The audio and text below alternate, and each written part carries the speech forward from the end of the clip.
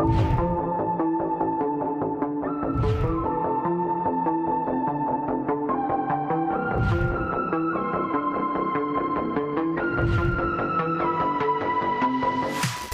love isn't for us. We created something phenomenal. Don't you agree? Don't you agree? You got me feeling diamond rich. Nothing on this planet compares to it. Don't you agree? Don't you agree? Who needs to go to sleep when I got you next to me? All night, I ride with you. I know you got my back, and you know I got you. So come on, come on, come on. Let's get physical. Lights out, follow the noise. Baby, keep on dancing like you ain't got a choice. So come on, come on, come on.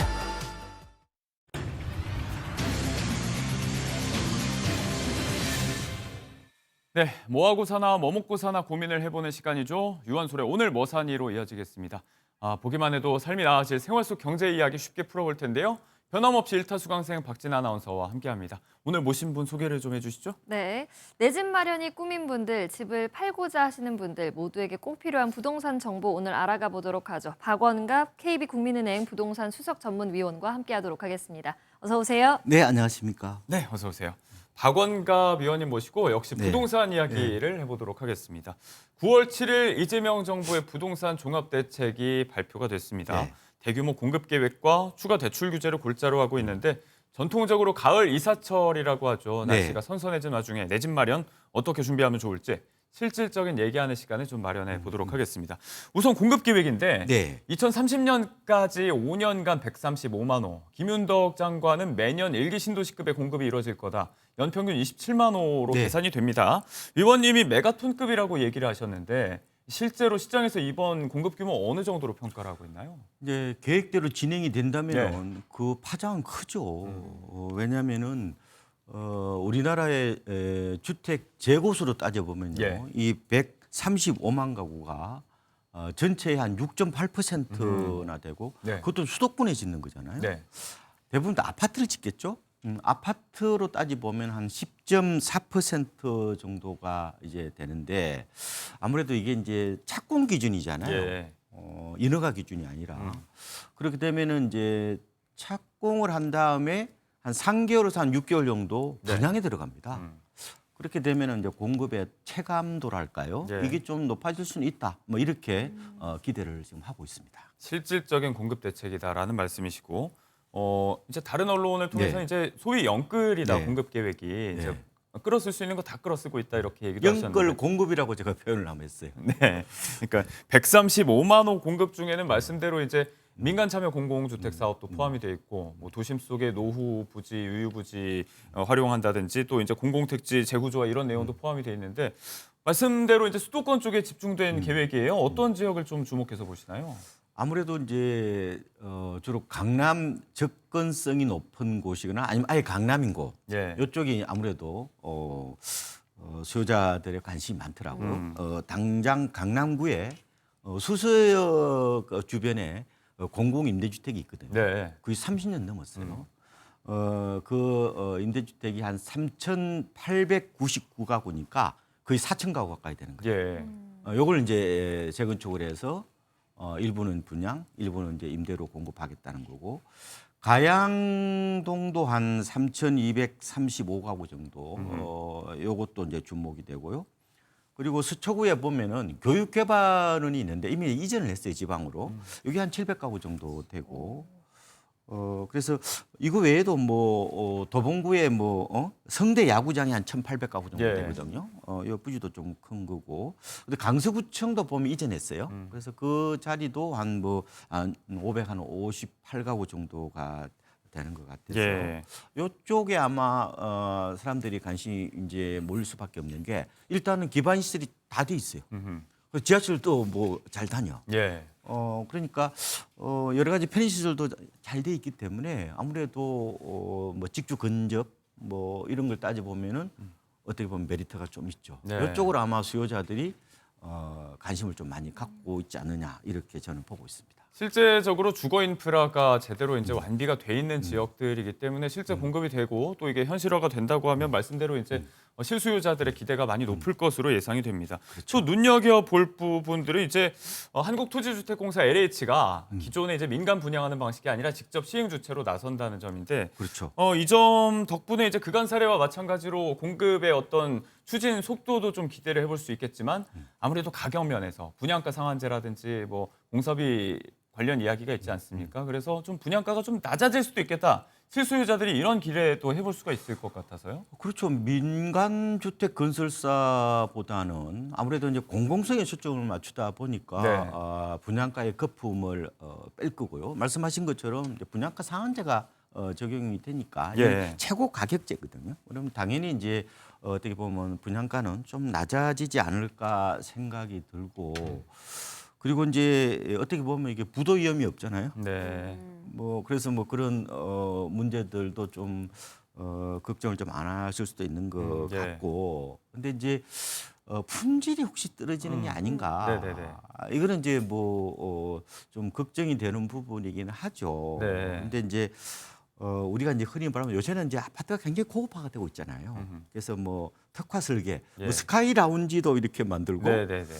좀 하이엔드라고 그래가지고 뭐 초호화로 이렇게 커뮤니티 시설을 네. 넣기도 하는데 뭐 그 정도는 안 되지만 이 이제 건설사 입장에서는 약간 이게 도급으로 이게 예. 받는 거거든요. 그러면은 브랜드를 LH를 쓰는 게 아니라 이게 자기 브랜드를 쓰는 네네. 거예요. 그러면 이미지 관리도 해야 될 거 아니에요. 그래서 제 생각에는 그렇게까지 뭐 네. 품질 부분에 대해서는 걱정을 안 하셔도 될 것 같고 일단 분양받는 게 더 중요하죠. 예. 그럼 실제로 분양받을 수 있는 건 또 다른 차원의 얘기니까. 예. 그래서 일단은 제 생각에는 뭐 지금 시공 뭐 여러 가지 그런 문제라든지 이런 예. 부분은 걱정은 없는 것 같고 이런 말이 있거든요. 예.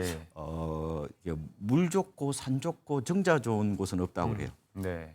중요한 거는 좋은 입지에 다 좋을 순 어쨌든 없다. 이제 싸게 어떻게 내 집 마련할 수 있는 게 어떻게 보면 중요한 게 아니야. 지금 분양가가 너무 오르니까요. 네네. 그래서 어떻게 보면은 이 내 집 마련 수요자 입장에서는 어쨌든 요번 공급 계획과 앞으로 계속해서 이제 후속 발표들이 나올 거예요. 네. 좀 관심을 가져보시는 게 좋을 것 같습니다. 이 말씀을 하신 배경은 이제 시행은 LH가 직접 하지만 네. 건설 자체는 민간 건설사가 입찰해서 이제 사업에 참여하는 방식이기 때문에 실제로 우리가 익히 알고 있는 그런 브랜드의 이름이 붙은 아파트가 상대적으로 저렴한 분양가로 나올 수 있다. 이런 기대가 좀 있는 거잖아요. 그리고 충분히 그렇게 아마 정부에서도 얘기하고 있고 예. 아마 실제로 그렇게 될 겁니다. 다만 이제 어느 정도 이 공사비하고 건축비를 이제 LH가 인정해 줄 거냐 네. 뭐 그런 부분들은 앞으로 좀 뭐 변수가 될 수는 있을 것 같습니다. 하나만 더 여쭤보자면 네. 이제 대형 건설사들이 참여를 할 수 있는 가능성 실제로는 이제 수익성이 좀 떨어지기 때문에 분위기가 좀 미온적일 수 있다라는 얘기도 나오고 있어서요.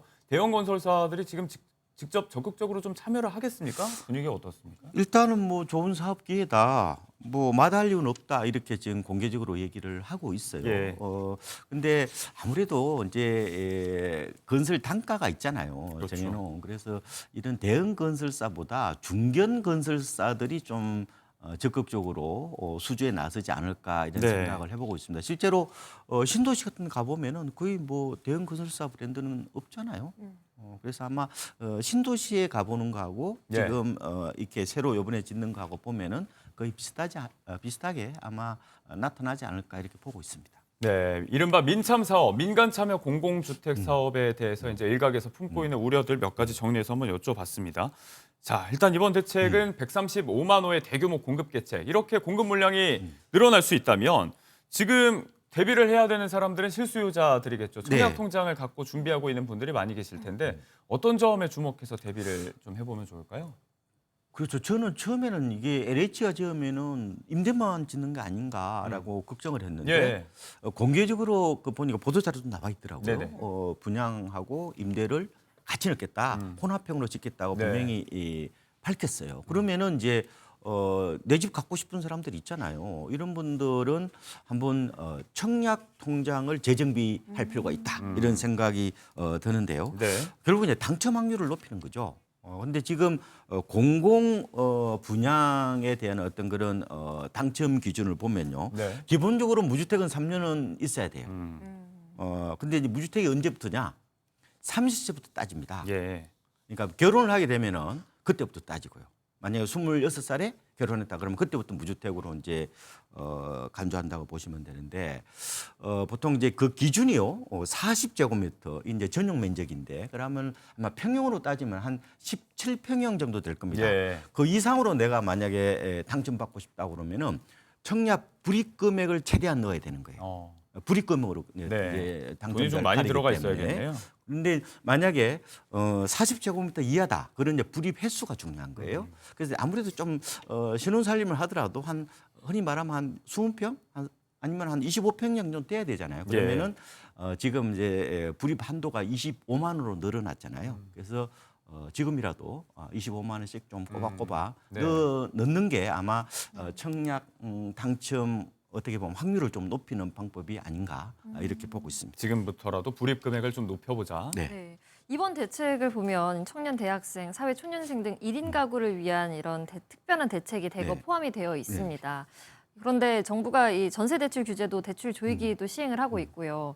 청년층의 같은 경우에는 모아놓은 돈이 없는 사람들이 네, 많잖아요. 그렇죠. 이럴 경우에는 어떻게 하면 좋을까요? 그래서 이번에 뭐 오피스텔이라든지 아마 이런 그 뭐 다세대라든지 아니면 뭐 이렇게 도시형 생활주택이라든지 이런 곳들도 보면 이번에 이제 건설사들이 돈이 없잖아요 요새 네. 이렇게 피업도 잘 안 되고 그러니까 어쨌든 지어라 우리가 돈을 사주겠다 돈으로 그런 계획도 이번에 같이 들어가 있어요. 그런데 제 생각에는 아마 이제 그렇게 이제 들어가시는 분도 계시고 예. 또 이렇게 전세 대출 받는 무주택자들도 있잖아요. 근데 이번에 1주택자들 전세 대출은 이제 뭐 2억도 있고 3억도 있었는데 그 2억 원으로 이제 일원을 일괄 했잖아요. 한도 조정했죠. 그거는 큰 뭐 영향이 없다고 보고 뭐. 다만 이제 이게 이번에 보도자를 보니까 이제 전세 DSR 총부채 원리금 상환 비율을 적용할 수도 있다면서요? 적용할 수 있다. 그런데 우리가 시기를 보겠다 이렇게 아마 얘기를 했는데 네. 이렇게 되면은 조금은 아마 영향이 좀 있지 않을까 생각이 좀 됩니다. 네, 이번에 이제 대출 한도를 조정한 것보다 지금 도입 시기를 조율 중인 DSR 적용이 더 큰 문제가 될 수도 있겠다. 네, 맞습니다. 라는 말씀이셨고요. 자, 대출 규제 이야기로 잠시 이제 좀 다른 이야기로 가봤었는데 다시 이제 공급 계획 이야기로 네. 좀 넘어가 보도록 하겠습니다. LH가 이번 공급 계획을 직접 시행하게 되면서 현재 조성 중인 3기 신도시를 비롯해서 수도권에서 민영으로 그간 분양되던 주택은 대규모 이제 대거 공공주택으로 바뀌게 됩니다. 여기에 대해서 이제 기존 민간 아파트 분양을 노리고 청약 전략을 세웠던 그 청약 대기자들이 많을 텐데 일단 청약 자격부터 바뀌는 거잖아요. 뭐 납입 횟수라든지 납입 기준, 가입 기간, 소득 재산까지 따져볼 텐데 그렇게 되면 일단 뭐 당첨 확률도 좀 떨어지는 거 아닌지 우려할 수도 있고. 어떤 점들을 좀 주목해서 따져보고 좀 다시 전략을 세워야 될까요? 말씀하신 것처럼 다시 좀 전략을 짜야 될 것 네. 같은데요.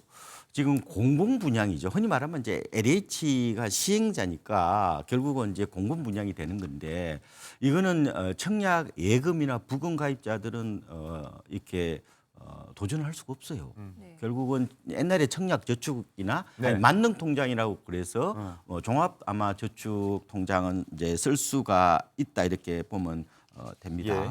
근데 지금 아마 보도 자료에 워낙 이게 한 1년 전 얘기라 가지고 잘 모르는 분들이 계시는 네네. 것 같은데 지금 보통 청약 예부금 통장을 이 종합 통장으로 이제 전환할 수 있는 기회가 지금 얼마 안 남았어요. 네, 이달 말까지입니다. 네. 이달 말까지. 예. 그래서 그거를 바꿀 필요는 저는 있겠다 생각이 들어요. 네. 왜냐하면 그러면 그동안에 가입 기간이 이런 거 다 그대로 인정을 해 주는 거거든요. 네네네. 금리도 약간 올라가고 이 한시적으로 1년을 했던 거예요. 그래서 이게 봐서 이게 연장할지 모르겠다 이런 얘기를 하는데 어쨌든 지금 통장을 좀 이렇게 바꿔보는 것도 좋을 것 같다. 다만 네. 그럼 바꾼다고 무조건 당첨이 되느냐? 그거는 또 아닐 수가 네, 있단 그렇죠. 말이에요. 그래서 우리가 이제 민영주택을 보통 청약을 할 때는 청약 가점제를 따지잖아요. 네. 총 84점 잘 아실 텐데 네. 뭐 세대수, 뭐 부양가족이라든지 뭐 청약 통장 가입 기간이나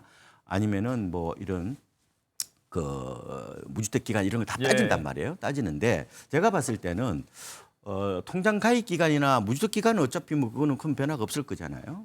그런데 이제 부양 가족이 어떻게 보면은 민영할 때 확실히 유리하단 말이에요. 예. 근데 아까 말씀드린 것처럼 공공은 부양 가족을 별로 안 따진단 말이에요. 그죠? 아까 불이익 금액하고 횟수가 중요하다고 말씀을 드렸죠. 그래서 뭐 일단은 바꿔서 뭐 25만 원으로 예. 좀 늘려보는 것들도 좋은 대안인데 그거는 내 어떤 그런 가족 상황이라든지 내 처지를 보고 아마 이렇게 하시는 것들도 저는 네. 좋을 것 같습니다. 아무튼 이달 말까지는 그 바꾸지 않는다고 하면은 기존 청약저축 통장으로 이제 바꾸지 않는다고 하면 새롭게 포함되는 지금 공공주택 물량에는 분양 자격이 없는 거잖아요. 그렇습니다. 네. 예, 그거는 꼭 이제 가입을 뭐 해야겠네요. 예, 그냥 민간이 이제 분양하는 가령 뭐 재건축 재개발이나 뭐 이런 쪽 일반 분양을 좀 노려봐도 괜찮겠다 네. 이렇게 봅니다. 예. 네, 또 신규 분양 예정인 곳 중에서 추천해줄 만한 곳이 있다면 또 어떤 곳들이 있는지 궁금한데요. 아무래도 상계 신도시가 지금 대기를 하고 있잖아요. 지금 하남 교산, 예. 네. 그다음에 고양 창릉 창릉, 같은 곳들. 부천 대장 이런 네. 곳들이 다 지금 줄줄이 대기를 하고 있고 네. 제 생각에는 이제 기존에 발표했던 것 중에서 네. 좀 괜찮은 곳이 이 서초구에 있는 서리풀 지구예요. 네. 이게 아마 양재에서 청계산 쪽으로 가다 보면은 네. 그 빈 땅이 많잖아요. 그게 한 2만 가구 정도가 들었었거든요. 그 큽니다, 그거는. 그리고 과천도 한 1만 가구 정도 들어서는데 이쪽도 좀 관심을 가져보시면 좋을 것 같고 그리고 하반기에 또 한 3만 가구 정도 예.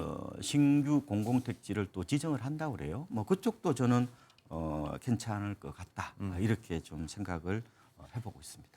네, 이번 정부의 정책은 아무튼 지금의 집값 상승이 어느 정도는 공급 부족에 기인했다는 점을 인정했다고 봐야 할 것 같은데, 자 공급 부족의 대안으로서 이제 비아파트 가운데서도 의원님께서 이 오피스텔, 네. 실제로 이제 아파트의 대체 수요 물량이 좀 있다라는 말씀을 해주신 적이 있는 걸로 기억을 네, 합니다. 예, 맞습니다. 예. 주거용으로도 그렇지만 아무래도 이제 부동산을 자산 증식 수단으로 보는 관점도 아예 무시할 수는 없어서. 오피스텔 거래에 어떤 이점을 가지고 좀 접근을 해야 될까요? 지금 오피스텔에 제가 보니까 한 2가지 정도의 변화가 나타난 거예요. 네. 첫 번째로는 이게 임대 수익률이 껑충 뛰었어요. 최근에 네.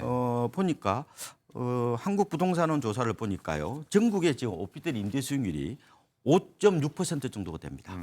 이거는 상가가 3%밖에 안 되거든요. 그다음에 사무실도 한 3.5%밖에 안 돼요. 왜 이런 현상이 나타났느냐 보니까 매매 가격이 떨어졌어요. 네. 대신에 월세 가격이 오르다 보니까 네. 임대 수익률이 올라간 거죠. 아무래도 이제 전세 뭐 그런 빌라 사기 있잖아요. 네, 네, 네. 이쪽에 아마 일부 영향을 미친 게 아닌가 생각이 들고 그리고 이제 저는 MZ 세대 분들이 약간 오피스텔에 꽂힌 것 같아요. 그러니까 기성 세대들은 이걸 이제 수익형 부동산으로 보잖아요. 네. 월세 받는 곳으로 보는데 요새 MZ 세대 분들은 이거를 약간 살림집으로 봐요. 혹은 꼬마 아파트로 봐요. 네. 그러니까 아파트보다는 좀 못하지만 그래도 살만한 곳으로 이렇게 인식을 하는 게 가장 두드러지는 어떤 인식 변화라고 보시면 주거 되는데 목적의 실수요가 있다. 그렇죠. 근데 원래 오피스텔이 만들어질 때는 대부분 업무용이었어요. 예. 우리나라에 한 121만 그 실 정도가 있거든요. 근데 7, 80%가 다 주거용이에요. 그래서 제 생각에는 이 오피스텔에 대해서 한번 저는 뭐 젊은 세대들이 아무래도 이거를 이제 어떻게 보면 약간 저는 긍정적으로 보는 이유 네. 중에 하나가 아무래도 이제 역세권이죠. 네. 그러니까 회사에서 이제 가깝기도 하고 네. 요새는 또 뭐예요? 여기에 그 편의시설 같은 게 많이 예. 들어왔잖아요. 네네. 그리고 지금 난방도 허용되죠. 발코니 설치도 된단 말이에요. 기능적으로 보면 아파트하고 큰 차이가 없어요. 뭐 그런 측면인데 예. 금액이 보니까 한 뭐 2억에서 3억이에요. 서울도 한 평균 가격은 3억 정도거든요. 그러니까 충분히 이제 아파트 살 돈이 좀 부족하니까 좀 대체제로 네. 접근할 수 있는 그런 측면이 있는 것 같고 제가 이화여대 앞에 한번 가보니까 네네네. 오피스텔이 한 50개 단지 정도가 돼요.